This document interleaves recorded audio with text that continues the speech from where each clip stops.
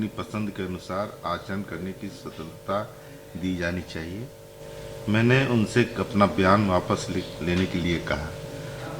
नीतीश कुमार ने चंद्रशेखर शिक्षा मंत्री के बयान पर यह बात कही। देखिए, भारतीय जनता पार्टी ने जिस तरह से इस पूरे प्रकरण पर कोहराम मचाया है, इस पर अब पूर्ण विराम लगना चाहिए।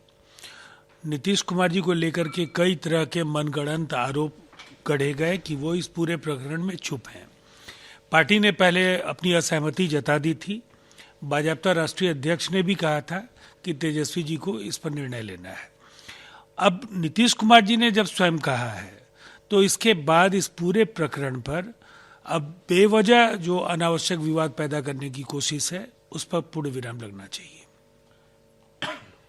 भाजपा के राष्ट्रीय कार्यकारिणी ने जेपी नड्डा का कार्यकाल 1 साल के लिए बढ़ा दिया गया है। 2024 के जो लोकसभा चुनाव उनके नेतृत्व में लड़ा जाएगा। इसको लेकर के अमित शाह ने कहा है कि मुझे विश्वास है कि मोदी जी और नड्डा जी के नेतृत्व में बीजेपी 2024 में और भी बड़े बहुमत से जीतेगी और एक बार फिर मोदी जी पीएम के रूप में देश का नेतृत्व करेंगे। देखिए, भारतीय जनता पार्टी लोकतांत्रिक प्रक्रिया की बड़ी पक्षधर खुद को बताती रही है, लेकिन अब पार्टी विद डिफरेंस का दावा करने वाले जो लोग हैं, वो अगले राष्ट्रीय अध्यक्ष का बायाप्ता संगठनात्मक चुनाव के जरिए निर्वाचन करना आसान नहीं समझ रहे थे, और शायद इसीलिए ये एक्सटेंशन नड्डा जी को दिया गया है।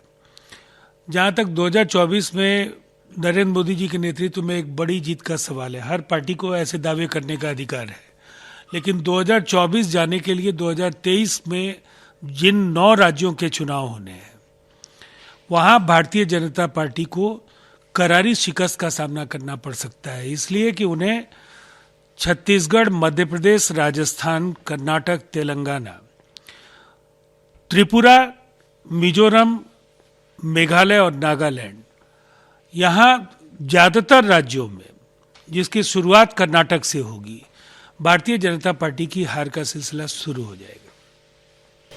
हम न्यायपालिका की स्वतंत्रता चाहते हैं। अगर कॉलेजियम में केंद्र का प्रतिनिधित्व है तो राज्य भी अपने प्रतिनिधि को कॉलेजियम में शामिल करेगा, क्योंकि राज्य सरकार की सिफारिश का कोई मूल्य नहीं होगा और केंद्र सीधे न्यायपालिका में हस्तक्षेप करेगा। पश्चिम बंगाल के सीएम ममता बनर्जी ने कॉलेजियम में किरण रिजिजू द्वारा जो पत्र लिखे गए हैं उसको लेकर के बात कही है। देखिए, अब देश को धीरे धीरे सब कुछ समझ में आने लगा है। पहले प्रेस की आजादी छीनी, संस्थाओं का भगवाकरण हुआ, और अब एक सोची समझी साजिश न्यायपालिका को कंट्रोल करने की है।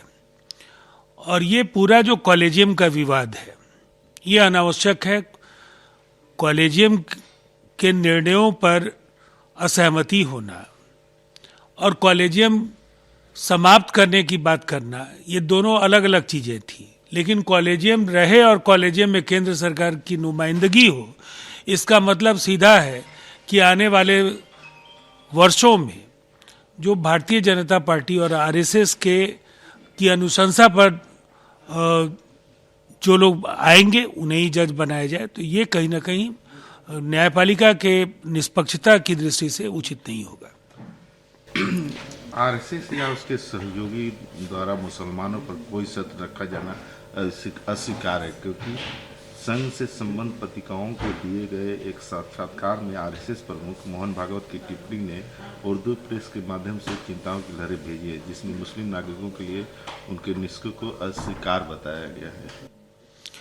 देखिए, ये बार बार कहीं ना कहीं इस देश की जो बहुरंगी संस्कृति है, जो हमारी जो विरासत और हमारी परंपराएं हैं, पता नहीं भारतीय जनता पार्टी को इस पूरी संस्कृति से इतनी विरक्ति और इतनी चिढ़ क्यों है।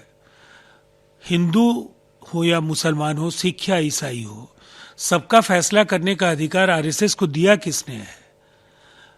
सहस्त्राब्दियों से इस देश को अलग अलग नाम से लोग जानते हैं, और इस देश में अलग अलग धर्मों के लोग रह रहे हैं। एक दूसरे के आचार विचार का, उनके पूजा, उनके खान पान, रहन सहन, सबका एक दूसरे का आदर करते रहे हैं।